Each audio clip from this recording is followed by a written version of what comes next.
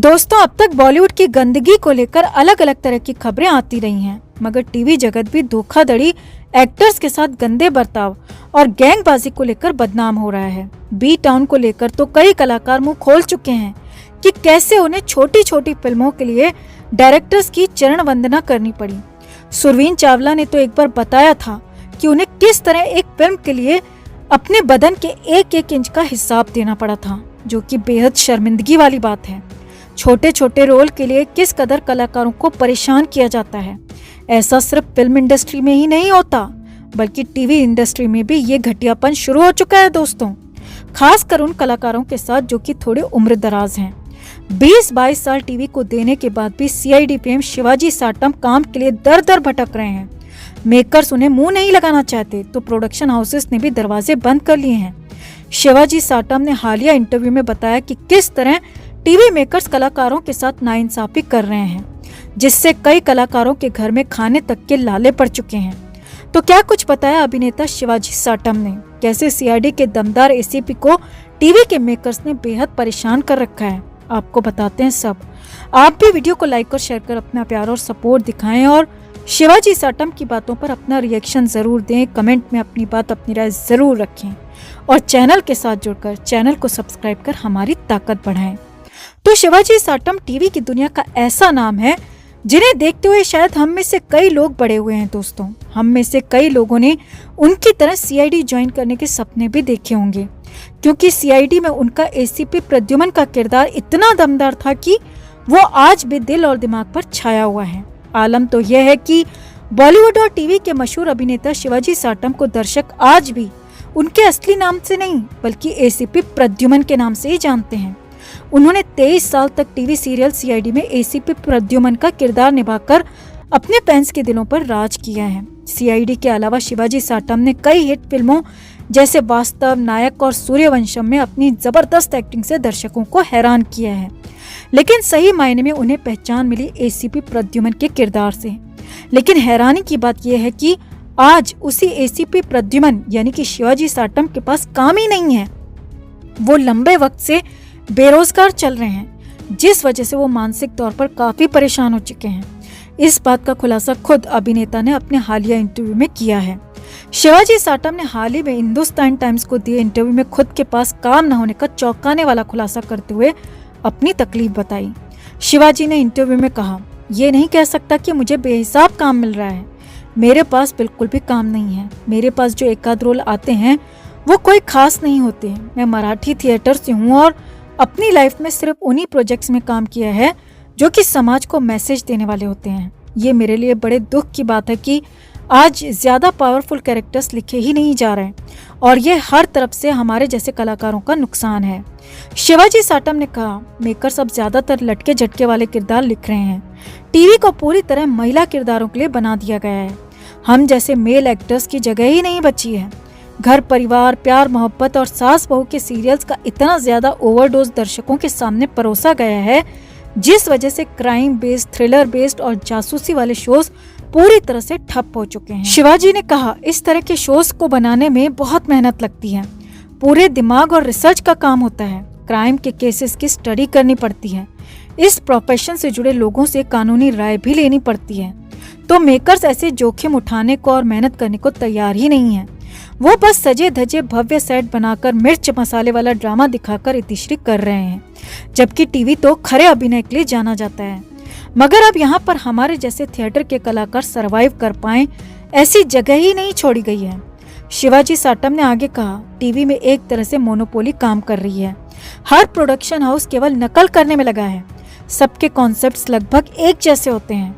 आज की तारीख में किसी भी सीरियल को देख लीजिए, लव ट्रायंगल का तड़का देखने को मिलेगा। दर्शकों की भी मजबूरी यह है कि वो इन सबको देखने के लिए मजबूर हैं, क्योंकि थ्रिलर और क्राइम के लिए तो टीवी में स्पेस ही नहीं छोड़ा गया है। इसीलिए हम जैसे कलाकार हार मान चुके हैं। मेकर्स और प्रोडक्शन हाउसेस के चक्कर काट काट कर थक चुके हैं। शिवाजी साटम ने आगे कहा, काम न मिलने की वजह से घर पर बैठना हमारी मजबूरी है। वहीं एक एक्टर के नाते मैं अपने काम को बहुत मिस करता हूँ। दर्शक आज भी अच्छे काम और अच्छे कलाकारों को जरूर मिस करते हैं, मगर मेकर्स को इन सब से कोई लेना देना नहीं है। शिवाजी ने कहा कि 2.5 साल बीत चुके हैं, मगर मेकर्स के मनमानी के चक्कर में हम जैसे कई कलाकारों के कमाई के रास्ते बंद हो चुके हैं। कई तो ऐसे कलाकार हैं जो बिना काम के मानसिक तनाव से भी गुजर रहे हैं। मेकर्स को समझना होगा कि हर जोनर और हर तरह की शोज बनाए जाएं ताकि कलाकारों को काम मिल सके और दर्शकों को भी वैरायटी देखने को मिल सके। मगर मेकर्स तो मेहनत करना ही नहीं चाहते। शिवाजी साटम ने आखिर में कहा, मैंने टीवी और बॉलीवुड दोनों में काम किया है। टीवी पर तो 23 से 24 साल से ज्यादा का वक्त बिता दिया।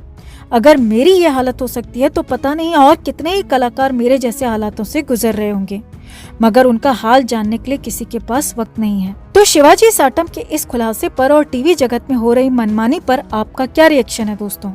कमेंट में आप भी जरूर बताएं और वीडियो को लाइक और शेयर कर अपना प्यार और सपोर्ट भी जरूर दिखाएं।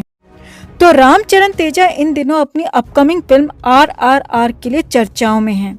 फिल्म 7 जनवरी को रिलीज होने वाली थी, मगर कोरोना की तीसरी लहर को देखते हुए फिलहाल फिल्म की रिलीज को टाल रखा है। तेजा वैसे तो साउथ सिनेमा का बहुत बड़ा नाम है, वो वहाँ के सुपरस्टार्स में से एक हैं। ऐसा नहीं है कि तेजा ने कभी बॉलीवुड की तरफ रुख नहीं किया था। उन्होंने साल 2013 में जंजीर नाम के फिल्म से बॉलीवुड में डेब्यू किया था, जिसमें वो प्रियंका चोपड़ा के ऑपोजिट नजर आए थे। रामचरण तेजा तो वैसे भी एक्शन हीरो के तौर पर कहे जाते हैं, लिहाजा जंजीर फिल्म में उनके एक्शन देखने के बाद हर कोई बहुत चक्का रह गया था। खास तौर पर बॉलीवुड के तथाकथित एक्शन हीरोज की तो जैसे बोलती बंद हो गई थी।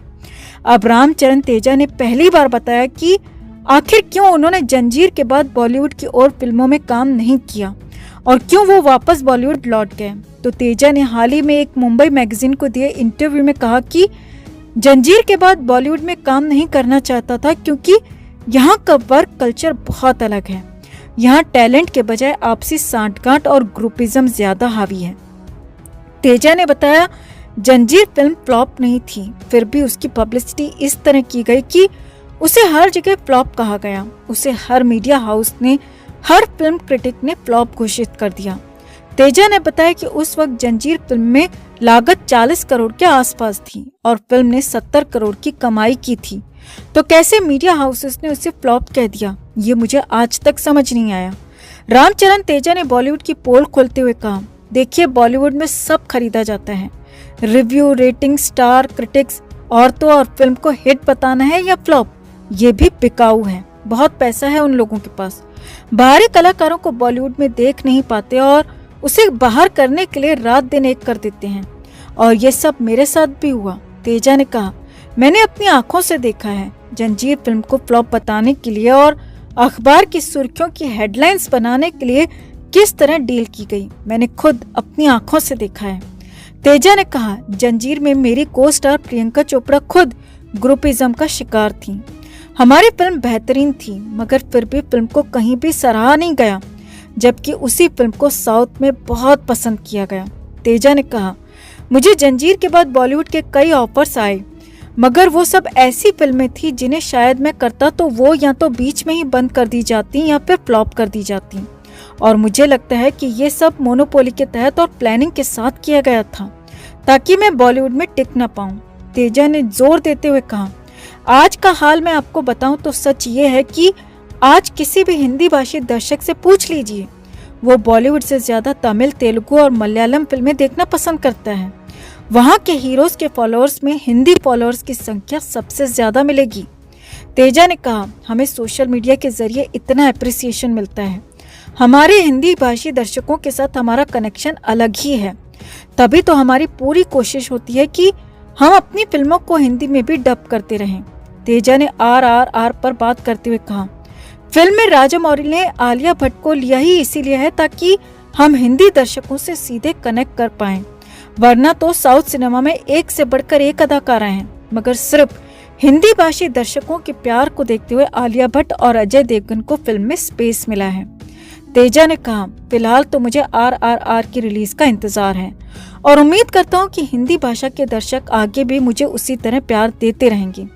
मैं भले ही बॉलीवुड का ना सही, मगर मैं अपने दर्शकों का बहुत प्यारा हूँ और ये बात मुझे पता है।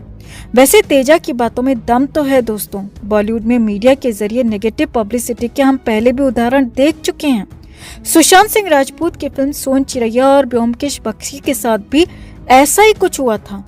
केदारनाथ जैसी बेहतरीन फिल्म के रिव्यूज आज भी सबूत हैं कि कैसे अच्छा कलाकार बॉलीवुड में मोनोपोली का शिकार हो जाता है।